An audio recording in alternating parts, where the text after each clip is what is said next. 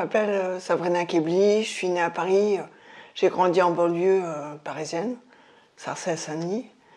J'ai une mère qui est d'origine française et un père d'origine algérien. Et bon, j'ai grandi, comme on dit, un peu sans foi ni loi, parce que ni l'un ni l'autre ne m'ont jamais inculqué de religion. Et mon père a quitté ma mère lorsque j'avais 5 ans. Je dois dire que, bon, moi j'ai pas mal vécu dans le sens où mon père était très absent et il y avait beaucoup de violence à la maison, donc c'était plutôt un calme retrouvé, je dirais. Mais lorsque j'ai eu 15 ans, ma mère m'a dit « Bon, je t'ai élevé jusqu'à présent, maintenant ton père il va prendre la suite ». Sur le moment, je me suis dit « Bon, elle plaisante parce que, oui, mon père, voilà, c'était le gars qui aimait sortir, les bars, les femmes. Il n'avait jamais été proche de moi, il se rappelait de moi de temps en temps entre deux femmes et il s'arrangeait toujours pour me dire que j'avais pas été sage au moment de Noël ou mon anniversaire, histoire de jamais avoir besoin de me faire de cadeaux. Mais en fait, ma mère, elle avait rencontré quelqu'un d'autre et je pense que je voulais aussi qu'elle puisse refaire sa vie.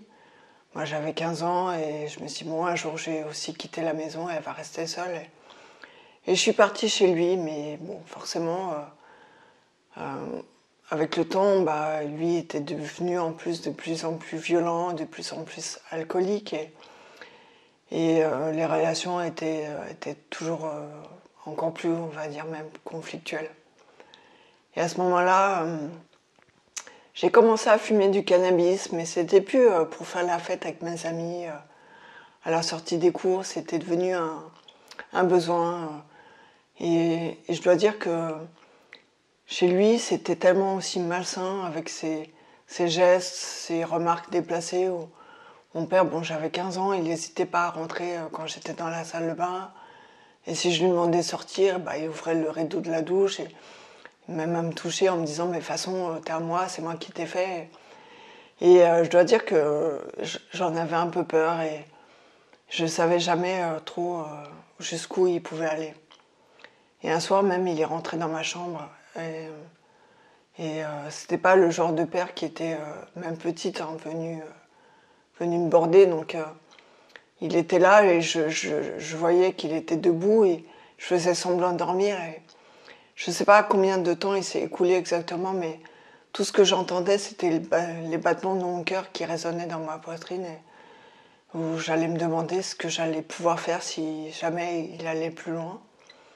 Et finalement, il est reparti. Et, par contre, il avait pris la clé de ma chambre parce que je m'enfermais la nuit dans ma chambre.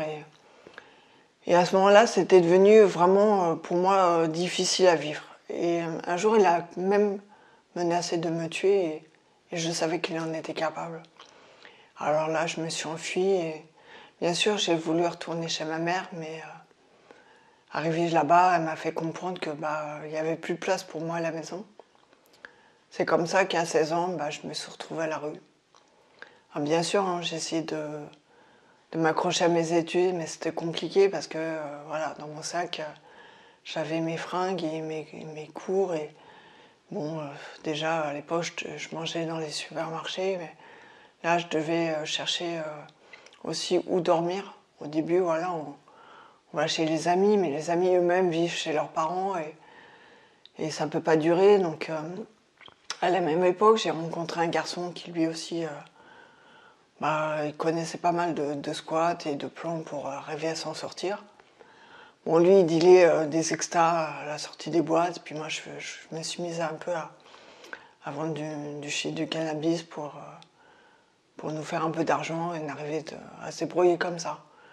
Le problème, c'est que lui, il était abonné à Fleury-Mérogis et je savais jamais quand est-ce qu'il sortait, il rentrait de prison. Et c'était pas quelqu'un de stable. Et lorsque j'ai fêté mes 17 ans, j'étais en boîte de nuit, j'ai rencontré un garçon et on est devenus très vite amoureux. Et lui, au moins, il avait un appartement, je suis partie vivre chez lui. Et bon, lui aussi, hein, il était un peu dans les business, c'était un fêtard. Il aimait bien boire, fumer, tout ça, mais lui, son truc, c'était plus les braquages. Mais en attendant qu'il fasse la banque qui allait nous rendre riches, J'ai repris aussi sa clientèle, j'ai continué d'autres business même. Parce que je suis passée même au trafic de faux billets et j'en passe. Mais voilà, j'avais 17 ans, j'avais un toit sur la tête, j'avais un homme, quelqu'un qui m'aimait, que j'aimais. Pour moi, le pire était passé parce que j'étais sortie de la rue. Le problème, c'est que lui avait un frère toxicomane. Moi, j'avais jamais touché à l'héroïne, j'avais pris toutes sortes de drogues.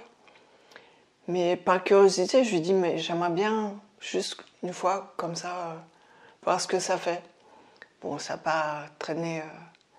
Il m'a ramené de quoi goûter et je dois dire que dès que j'ai mis les dents, pour moi, j'ai aimé ça. Et je savais au fond de moi que j'allais en reprendre. Et pour moi, je pense que dès la première fois, je suis tombée vraiment accro à l'héroïne.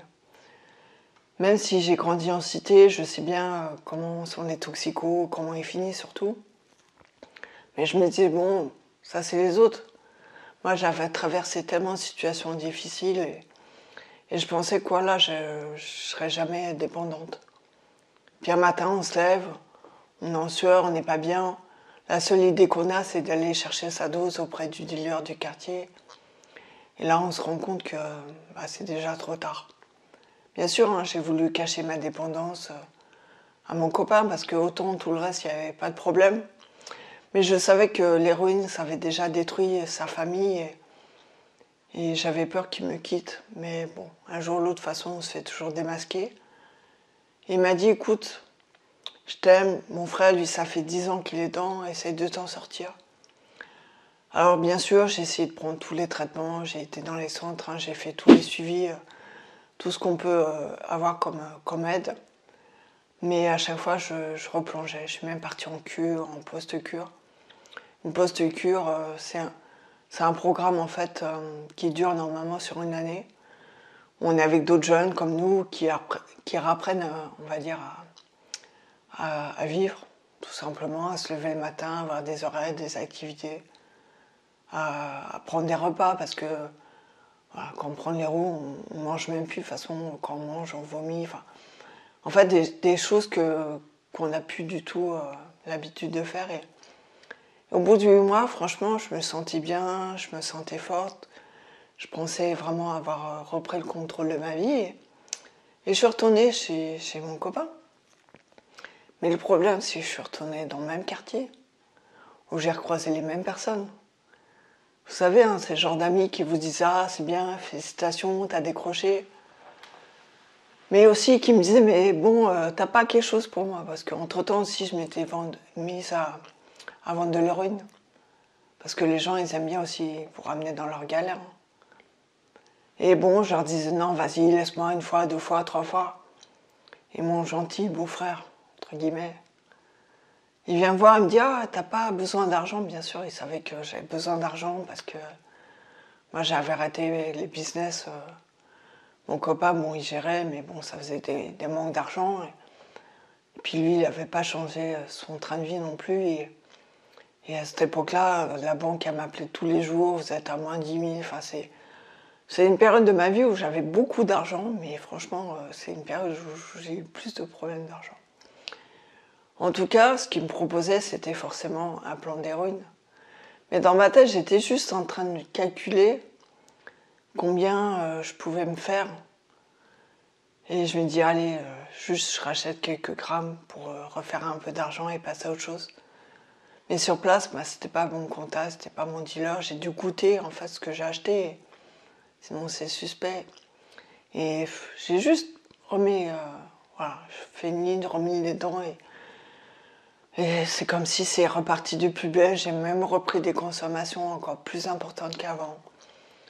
À cette époque-là, j'ai fêté mes 19 ans, j'ai fait la fête pendant 4 jours, 4 nuits, et je m'en souviens même pas.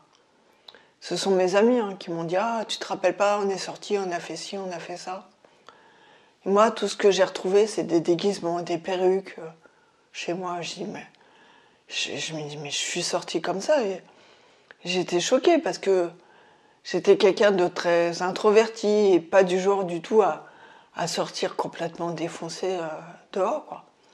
En plus, à l'époque, j'étais sur écoute, j'étais plutôt discrète sur ma façon de vivre. Et bon, voilà, dans ces jours-là où j'ai compris, j'ai réalisé que j'avais anéanti tous ces mois de cure pour rien. Et j'étais dégoûtée. Je me voyais pas le courage non plus de tout recommencer. Et pendant la nuit, je me suis réveillée et je voyais mon copain qui dormait et je me dis, bon, à quoi bon vivre? De toute façon, j'ai essayé, je me dis, bon, finalement, c'est elle, c'est la drogue qui gère ma vie, quoi. Et je suis partie dans la salle de bain avec l'intention d'en finir.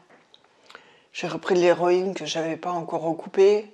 J'ai rempli la seringue, je me suis injecté une dose que normalement, même à cheval, il aurait dû mourir avec ça.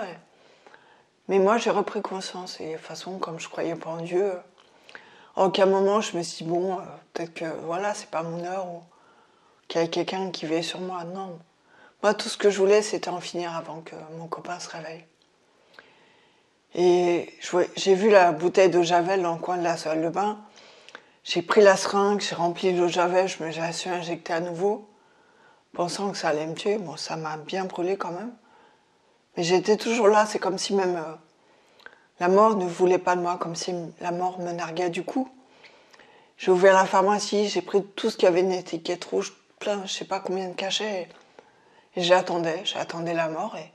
Et en fait, l'heure passait et je me dis, mais c'est pas possible, quoi. Donc je suis partie dans la cuisine, j'ai commencé à m'entailler les veines. Mais vraiment profondément. Hein. Mais là encore, je sais pas, c'est comme si mon sang coagulait, je sais pas. Mais je me suis dit que à ce rythme-là, j'en avais pour des heures. Et du coup, j'ai pris le couteau, je me suis mis dans la baignoire. Parce que je voulais pas mettre du sang partout et je me suis poignardé le cœur. Là, franchement, je me souviens pas de grand-chose. Moi, je me suis réveillée 15 semaines plus tard en réanimation, où tous les médecins de l'hôpital défilaient dans ma chambre. Et il y en a un qui m'a dit, vous savez, hein, j'étais là quand vous êtes arrivé, on vous a opéré à cœur ouvert et tout le monde vient voir la miraculée de l'hôpital.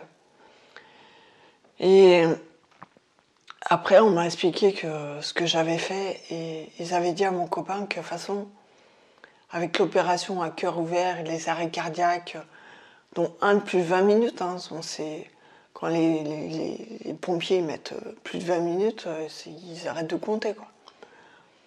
Et en plus, le meilleur pronostic, c'était que même si je sortais du coma, eh ben, dans tous les cas, je serais qu'un légume. Parce que l'encéphalogramme, il était plat, mon cerveau pourrait être mort, quoi.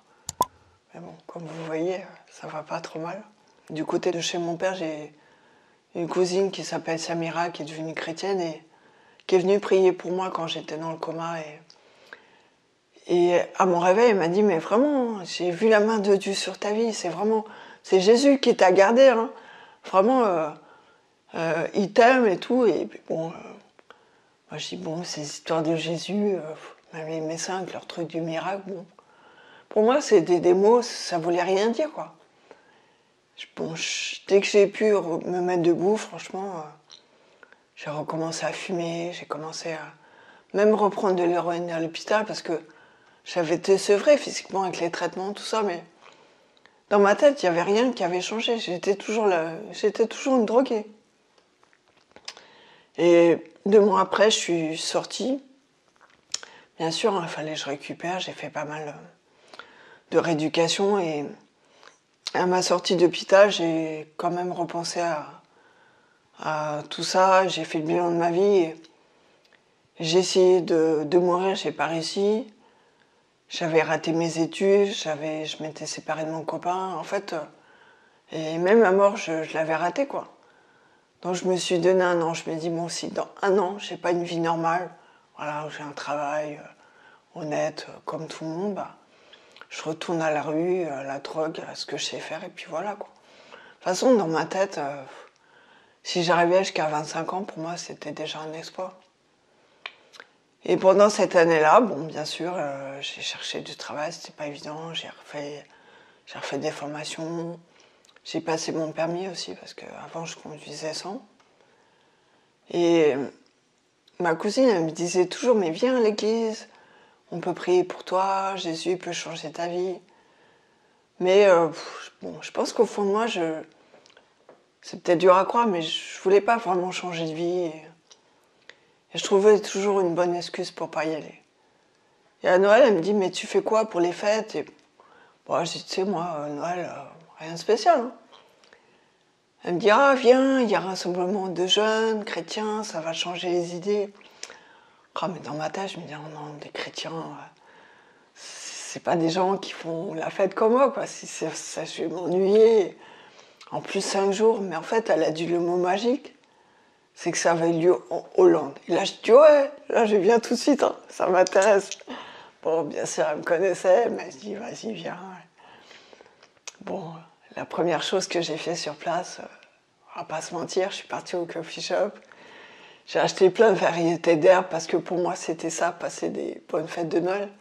Puis dans ma tête, je me dis, bon, si vraiment ils sont chrétiens, Dieu est avec eux, j'aurais pas de problème pour amener tout ça à la frontière, ça va passer sans problème. Et puis voilà, quoi.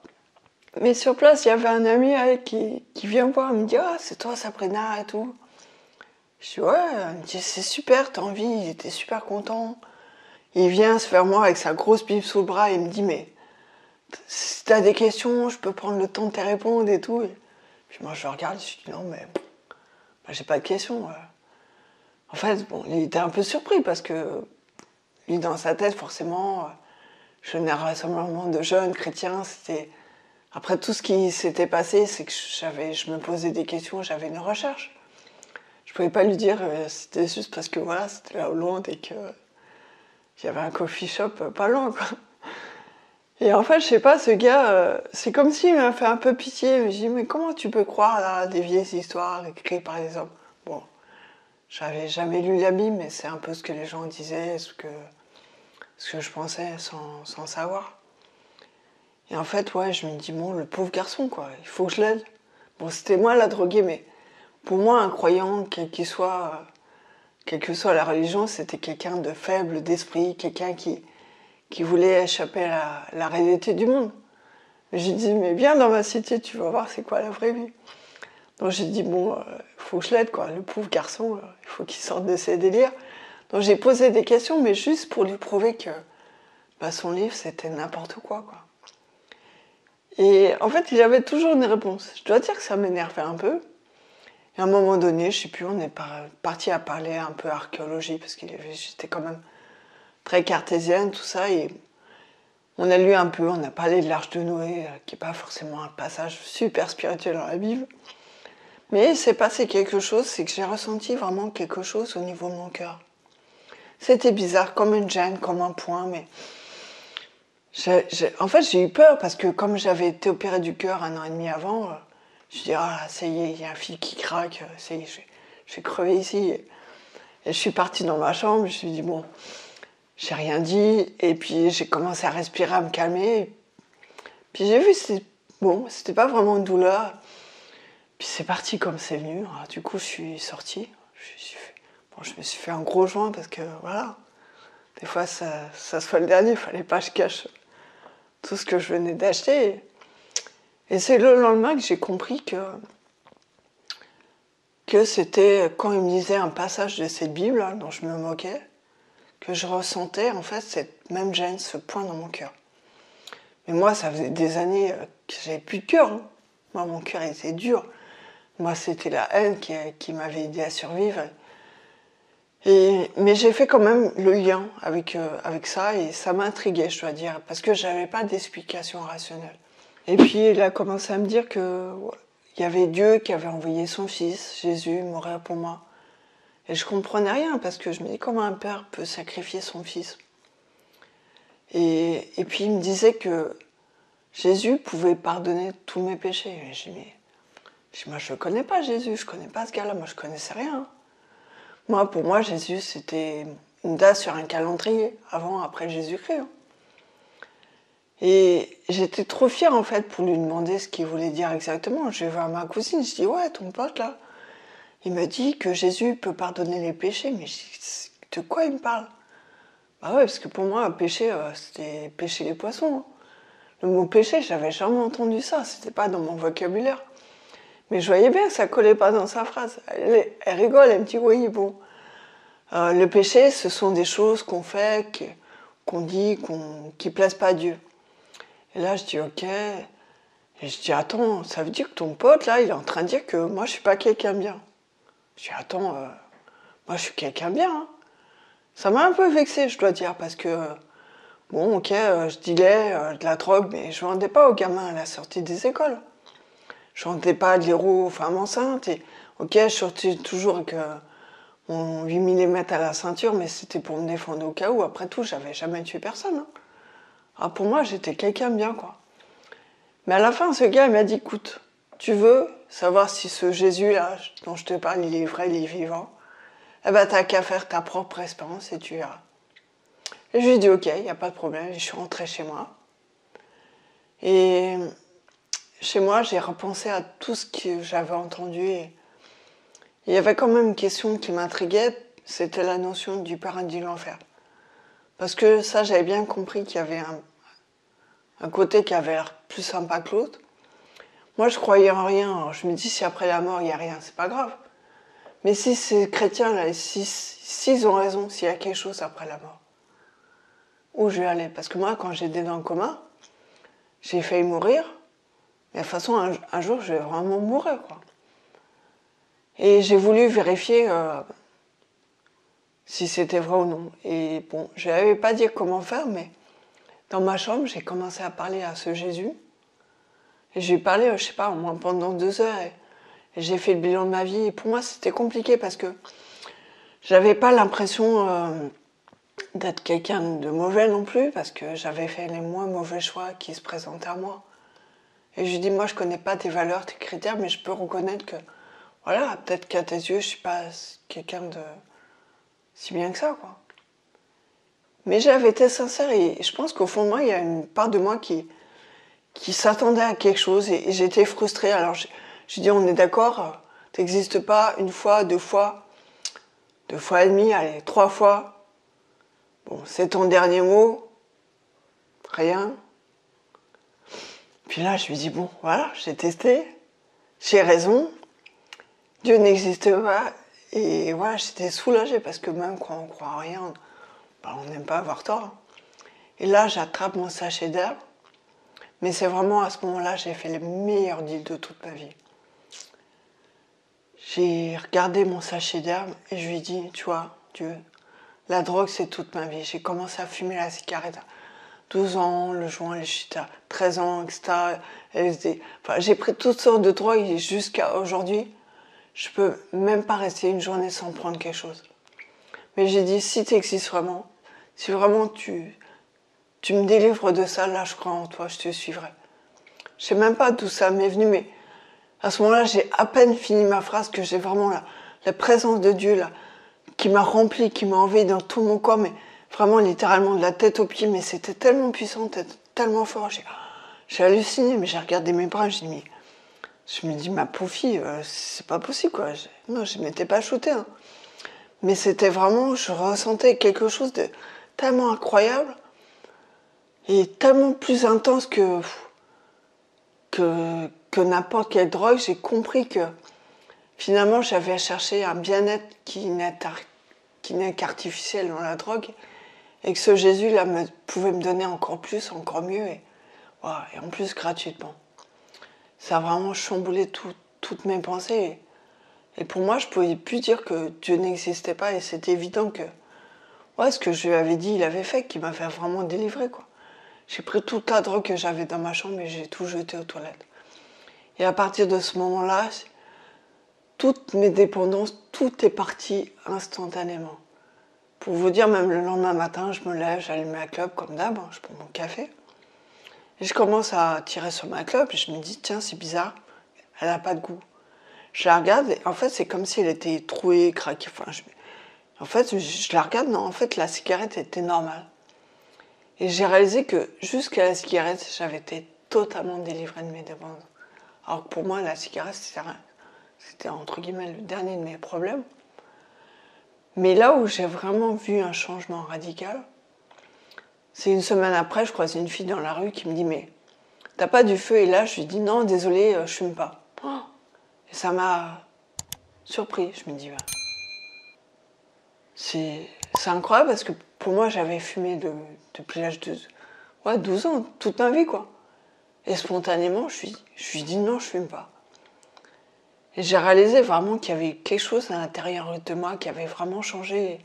Et bien sûr, j'ai repris contact avec ma cousine, j'ai pris mon baptême, j'ai commencé à lire la Bible et à voir que c'était pas des vieilles histoires écrites il y a 2000 ans et que Jésus il avait fait des miracles en ce temps-là, mais que moi-même j'avais vécu un miracle aujourd'hui dans ma vie. C'était concret, c'était vraiment formidable et j'ai vraiment pu prendre un nouveau départ, j'ai trouvé du travail, j'ai pu même acheter un appartement, je peux même pas tout vous raconter tout ce que Dieu a fait dans ma vie, mais surtout j'ai pu pardonner à mes parents, retisser des liens avec ma famille. Et autant, bon, il y a des choses qui ont été, où j'ai des guérisons, on va dire, instantanées. Il y a d'autres choses qui ont pris un peu plus de temps parce que, bon, en plus j'avais un caractère assez dur. Je me suis fâchée avec Dieu, je suis revenue, bon. Il y a des périodes un peu difficiles, mais aujourd'hui je suis bien. Franchement, donner ma vie à Jésus, c'est le meilleur choix que j'ai fait. Et je peux dire que voilà, depuis cette rencontre, tout a changé et il n'y a pas un jour où je regrette. Et si je peux dire quelque chose à quelqu'un, c'est que quelle que soit ta vie, quels que soient tes problèmes, il y a toujours une solution. Et ne laisse jamais quelqu'un te dire toi t'es fini, toi t'es raté, cela. Moi on m'a trop collé une étiquette sur le dos, une étiquette de toxico en fait. Aussi, mais je peux te dire qu'il n'y a que Dieu qui a le dernier mot sur la vie de quelqu'un. En tout cas, que Dieu te bénisse.